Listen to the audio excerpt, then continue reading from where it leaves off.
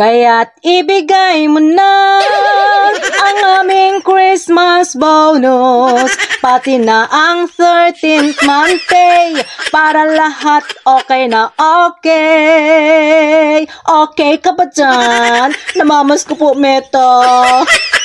Akalain mo yun, may pa-bonus si Meta, guys. So, nakatanggap tayo ng ganito kagabi mula kay Meta at sinabi niya dito na get a 20% bonus bilang pasasalamat ko sa inyo. Oh, di ba? At sinabi niya dito na pwede tayong magkaroon ng bonus up to $300.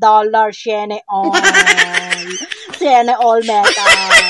So, ang ibig sabihin nito, guys, bibigyan niya tayo ng plus 20% doon sa earnings natin ng December 1 to December 31. So, for example, nagkaroon ka ng earnings na $1,000 sa buwan ng December. So, ang 20% niyan is $200.